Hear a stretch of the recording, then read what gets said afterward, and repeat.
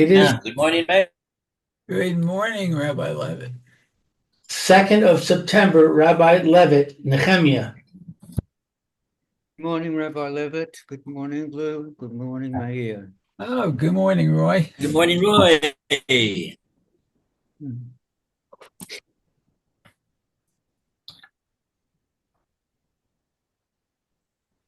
Okay, so Yom Shlishi, Sefer Nehemia.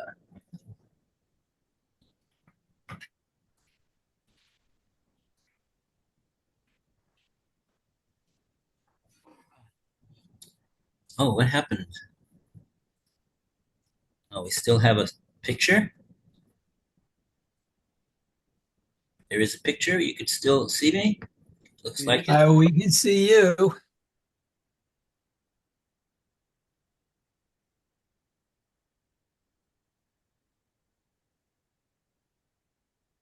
Oh, now we can't. Blacked out. I see you.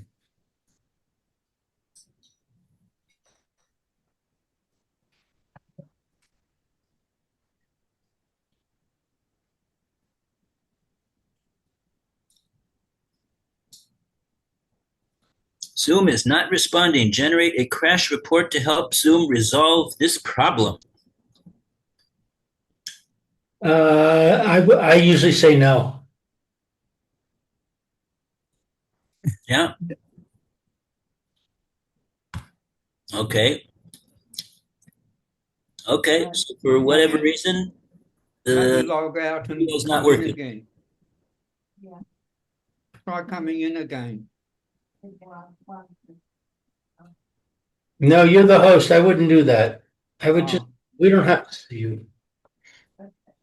Just background, integrated camera.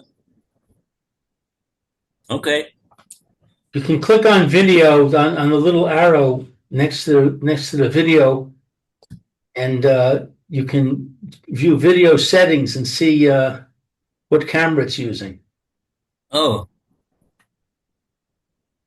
it's using the integrated camera. Not seeing any video? Yes, that's the problem.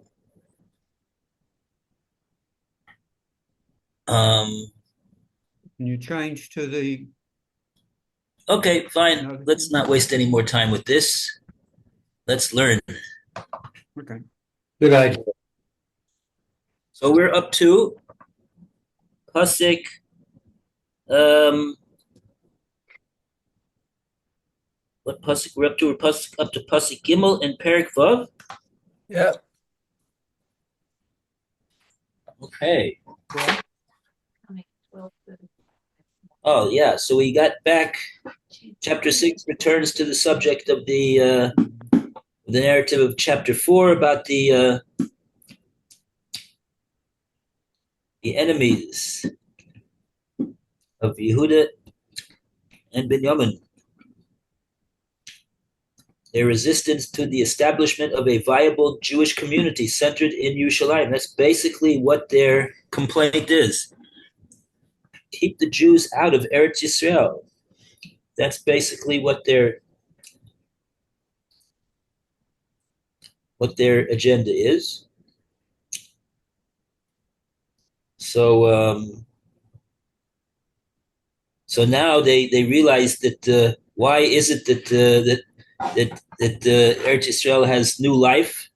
I mean, the Jewish community in Eretz Yisrael is getting new life, and they're building a wall and everything, and all of they're rallying around one another. It's all because of this person Nehemia. So what should we do with him? So we're going to take care of him. So they told Nehemia to meet him in this place called Kfirim. Rashi already told us that Nehemia said that they're plotting to do harm to me. He knows very well what their agenda is all about. Okay, so with that, reading for us. יש לך עליהם מלאכים למה מלאכה גדולה עיני, אני Else below Ochal Lorado the Mark Tishbit Hamalaho Asher Arapea Vyora de Tig Alehem. I sent messages to them saying, I'm doing great work and cannot go down. Why should the work stop when I leave it and come down to you?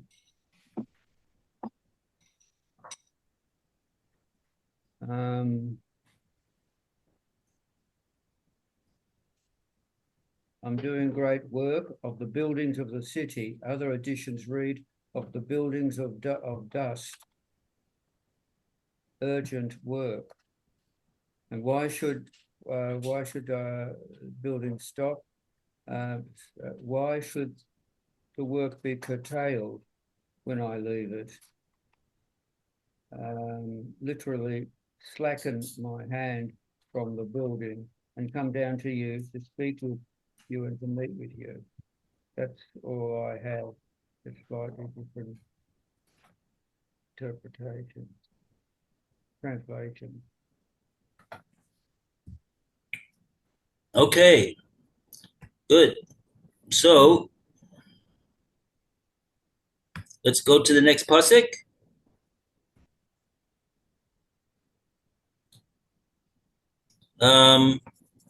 Yeah. Let's go to pasuk Daled, and we go to Meir to continue.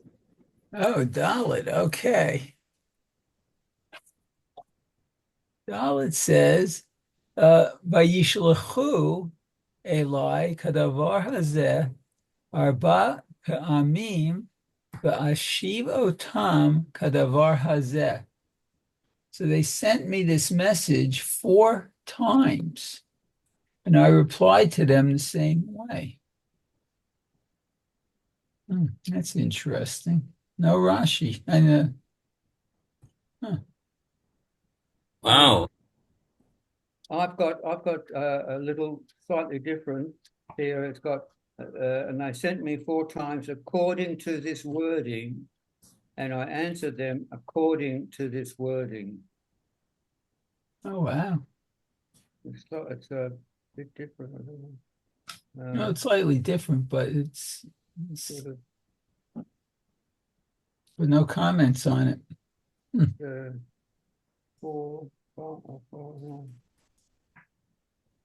I don't have comments either. Not that the comments I have are great, but still.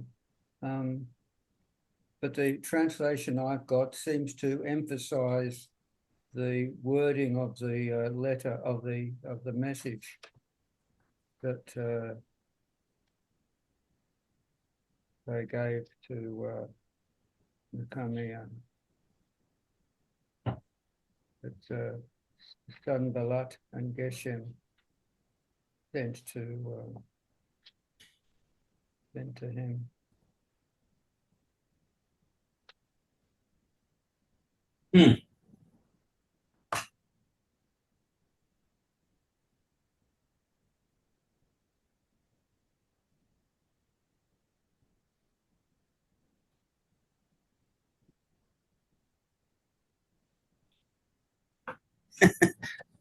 You ever see people when they're arguing with one another? Jew number 1 says, "Yeah, but it's like this," and then Jew number 2 responds, "No, it's like that." And then Jew number 1 says, "But it's like this." Yeah, it goes And Jew back number and 2 forth. says, "No, it's like that." Yeah. And they keep repeating one another. They keep repeating the same thing to one another. Each one is a broken record. So it looks like that's what happened over here with Nehemia and this Sanballat and his all of his ilk. Okay. So as determined as Sanballat is, we know that Nehemia is about 1,000 times, at least 1,000 times, if not more, determined to do what he seeks to do than Sanballat is to do what he's doing. Okay, let's see how it plays out. Pasuk Hey, we go to Lu. San Balat, Davar Hazeh, Pa'am Chamishis, Es Naaro, V'i Gares, Pesucha, Biado. So Sanballat sent me the same message a fifth time with his servant, with an open letter in his hand. Okay, commentary on 5.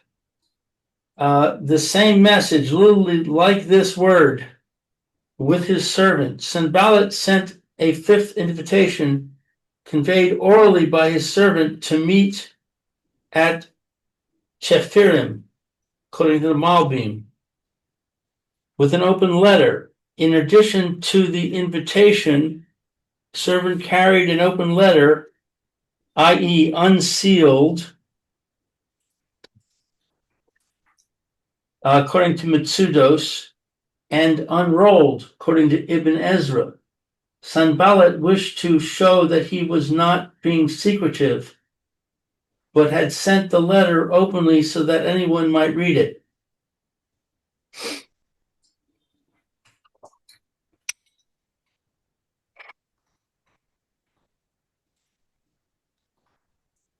Okay.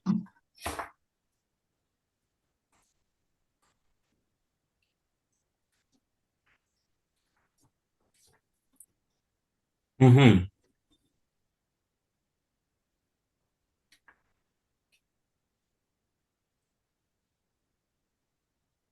Wow, this is quite interesting. Let's see what happens next. Pasuk Vav. We go back to the beginning. We go back to Roy. Pesuf bo v'goyim shema v'gashamu ama atah v'hayehudim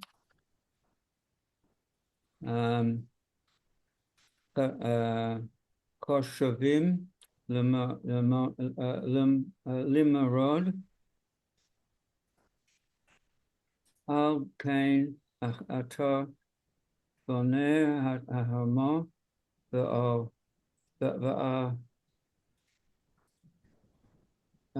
tom to have lahem lamelech kadavorim ha'ele.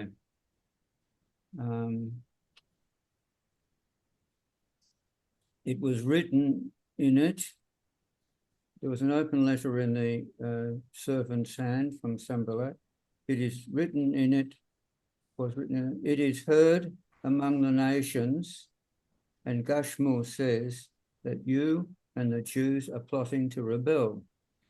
Therefore, you are building a wall, and you are their king, according to these words.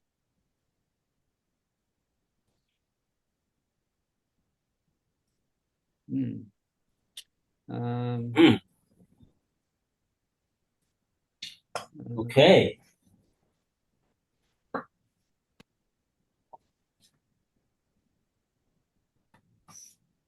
Mm-hmm. So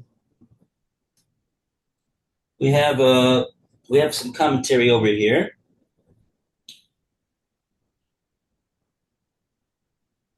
Katuv Pasuk Vav Katuv Bo Ketvorim Ha'ela. It was written in this letter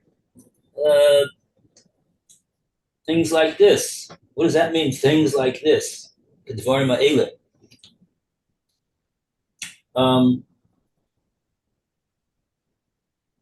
Rashi explains that the verse, as if the word order was rearranged.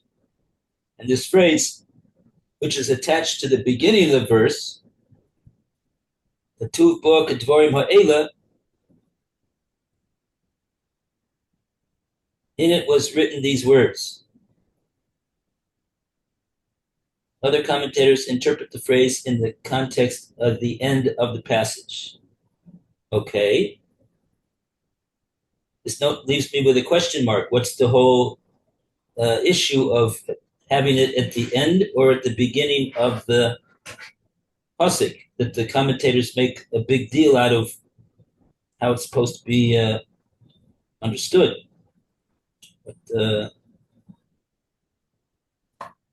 okay, maybe it says see below. Maybe there'll be more explanation later on about this. Okay, the next issue. Bagoyim nishma bagashmu oimer. It's been heard among the nations, and Geshem confirms it. Who is Geshem? Geshem, the Arab. The phrase about Gashmu is parenthetical. The story circulating among the nations is that you wish to rebel, and that is being confirmed by this Gashmu. The letter Vav is added to the end of Geshem, as it is the biblical name Yeser, which is changed to Yisro with the additional Vav. What? How do you like that? He's saying Geshem has something to do with the name Yisro or Yeser? No, I think he's just saying that he's showing that the Vav was added to Geshem as Yeah, okay. Right, I see. Yeah. Okay. We do the same thing by Yisro. The name in the Torah is Yeser, but it was changed to Vav. So too over here. Okay. Fine. So since you're rebelling, we're accusing you of rebelling. So that explains why it is that you're going about building this wall with such determination and resolve. You intend to use the city as a fortress for your rebellion. Yata hoveh lehem lemelech, and that you are becoming their king. That's according to the Mitzudas. The Ibn Ezra says it means the pasuk you desire to be the king. Oh, now we get to these words kadvorim ha'ela. So really, the verse ends with these words kadvorim ha'ela, like these words. Rashi explains this phrase as if it was written at the beginning of the passage. That's what we said before, without explaining what's it all about. But other commentators, however, interpret the verse in its context at the close of the phrase. Accordingly, your intention to rebel, or your becoming the king, words like these have been heard among the nations. So the words like these are referring to these false accusations that Sanballat is leveling amongst against Nehemia. The Malbim says you're becoming king says words like these, i.e. your becoming the king proves that the nation's talk of a Jewish rebellion is based on fact and not on unfounded suspicion.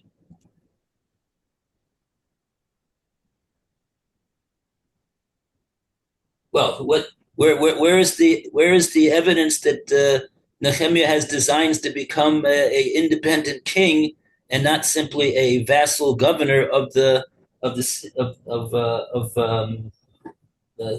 Daryavish? Sanballat supported this accusation, and I would add this baseless and senseless accusation, by pointing to the false prophets allegedly hired by Nehemia to proclaim him king. What? Wow. Oh, that's the next pasuk. Okay, so we'll just have patience and we'll figure out what's going on over here as we go. So without further ado, let's go and see this in Pasuk Zion. Okay, after all that, whose turn is it? Pasuk Zion, Lou? No, I think it's mine. Oh, sorry, Mayor. Okay, Mayor. That's okay. Let's see. Zion. V'gam nevi'im ha'amadata likro alecha Yerushalayim le'mor. Melech b'Yehuda v'ata yishma lemelech kadvarim ha'ela v'ata lecha v'nivatza yachdav. Okay.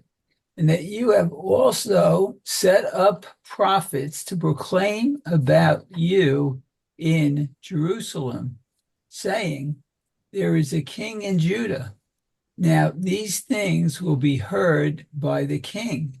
So now come and let us take counsel together. Okay, let's see what this is all about. Ooh.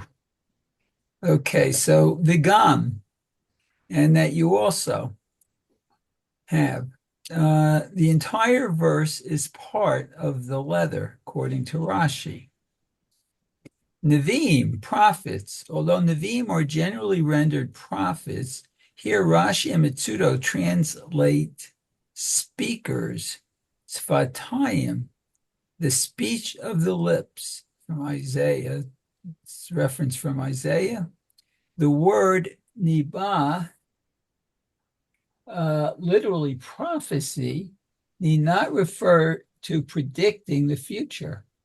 It may also be translated as speech. Okay. Sanballat claimed that Nehemiah had set up public speakers to address the people and proclaim him king. Malbim, however, renders Nevi'im, prophets, referring to the false prophets or the false prophet Shemaiah. Okay, I guess that's coming up, who actually had been hired by Sanballat and Tobiah to proclaim Nehemiah king. Oh, a setup. Oh boy. Okay. Sanballat now alleged that Nehemiah himself had paid the false prophet to make the announcement, indicating that Nehemiah planned a rebellion against the Persian throne.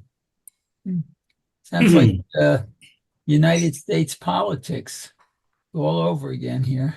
Okay. Going on. Yata yishma lamelech dvarim ha'ela. Now these things will be heard by the king. The Persian monarch will hear that you have proclaimed king, Rashi, and you will be accused of building the wall for the sake of your rebellion, Mabim. You will then be severely punished by the king, according to Mitsudot. And Lecha, the Nivatza Yakdav, come and let us take counsel together. Sanballat feigned friendship for Nehemiah and offered to aid him in covering up the announcement that he would be king, so that he would not be executed for planning a rebellion. Rimitrani, Rabag, and Mitsudot. Oh boy. It's a real setup, just like I said, American politics. Okay. It's interesting that Sanballat has the audacity to suggest that that Nehemia would be interested to take counsel with him to help him out of this situation. Nehemia knows full well that he had no plans of becoming the king. He knows full well that he didn't hire so and so to proclaim himself the king, and he doesn't have to look any further than this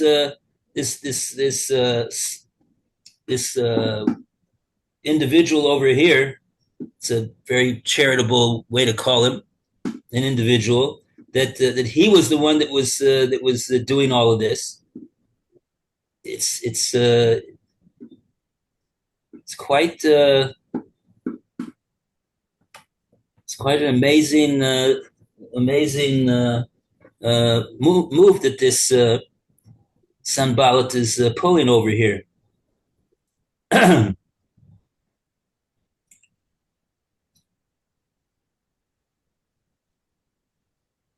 Mm-hmm. Okay, so let's see.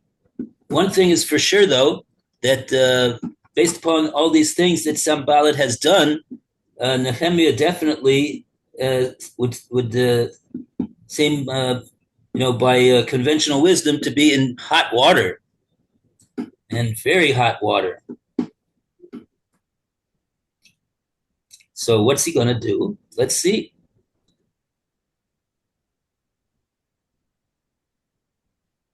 So we're up to Pasuk. Do we have time, first of all? Oh, yeah, we have time. Okay. Pasuk Ches. Now we go to Lu. Ve'esh lecha elav lemor lo niyah kidvarim ha'ela asher ata omer ki mi libecha ata vodam.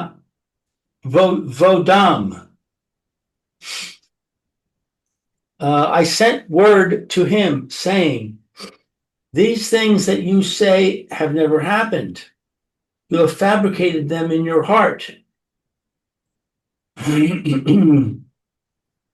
Let's see. These things have never happened.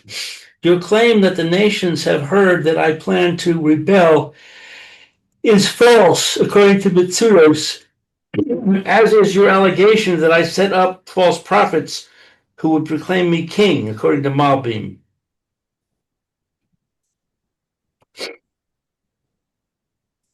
Right. Nehemia knows full well that he never set up any prophets to proclaim himself to be the king. So this is such a ludicrous accusation that he has the audacity to say to Nehemia, who knows full well that everything that he's saying is a complete falsehood, shameless as it is. And so therefore also the claim that the nations have heard, he can infer from the first thing about the false prophets that he knows is a total falsehood, that the nations haven't heard anything either.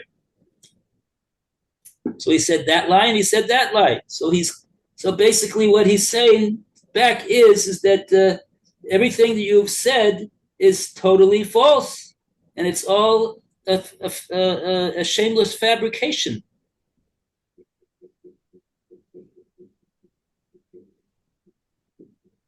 Okay. And do you think that this Sanballat knows that everything he's saying is a barefaced lie? Certainly. He knows that it's a lie, but it doesn't matter. It doesn't matter. He's set things up over here.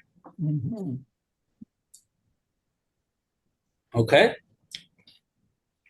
Pasuk Tes. Back to Roy. Ki kulam meyorim al-sonu lamar yirpu yudayim min hamalacha v'lo ta'aseh v'ata hazeh kazek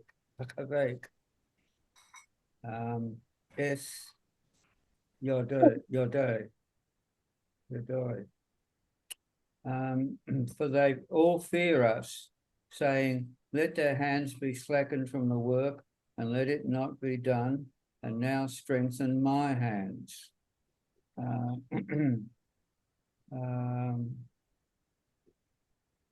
Help me with the building of the wall. Till now, all of you have been frightening us, for you thought that by fright we would slacken our hands from the work of building a wall, and it would be discontinued. Consequently, you are our enemies. How then do you now say that you wish to strengthen my hands with your counsel? Is an enemy becoming a friend? That is not plausible. Another interpretation is, the past is no longer here. Now strengthen my hands with consolations and stop your attempts to frighten us. That's all I have. Oh, so these last words, but now you strengthen my hand. I see that they could be interpreted at least two ways. So,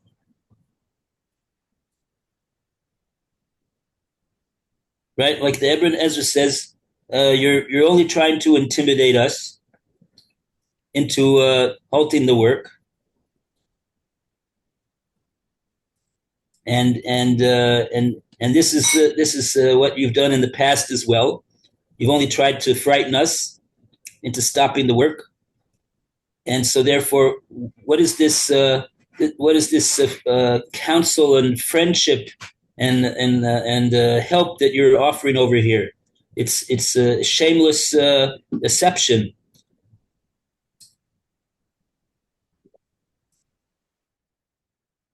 Now, to these words, but now you strengthen my hand.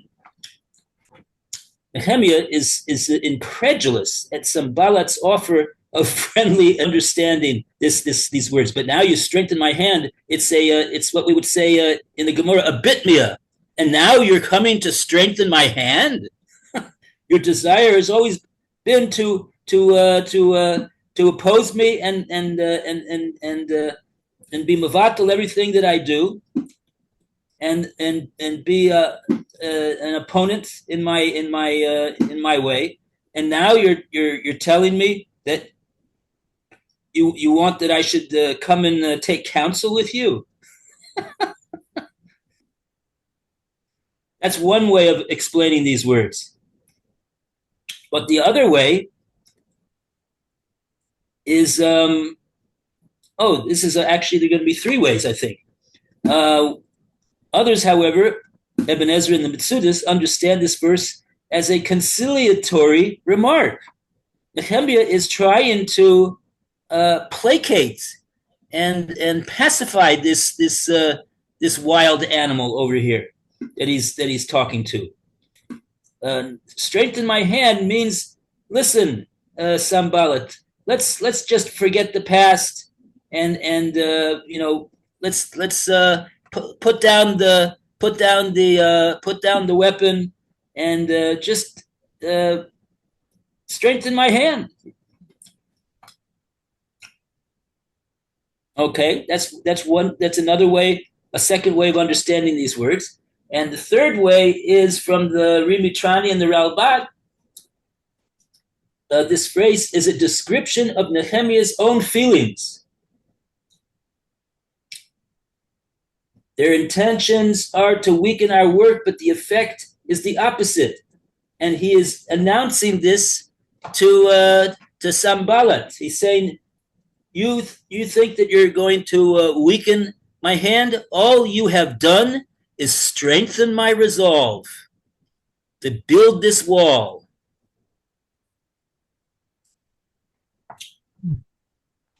Okay. And with that, we have concluded our session for today. Yes. All right. Up to Pasuk Yud for tomorrow, Be'ez Hashem. Rabbi. Thank you. I won't be in for the next session, but I'll see you at Be'ez Hashem tomorrow. Bye. Okay. Bye, Roy. Very good. Oh, boy. Be well, Roy. Thank you. You too. Okay. I'll turn off the video. Okay. Well, that's off already. Okay. Have a good day, everyone. You too, Mayor. All the best, Mayor. Thank A you. great day.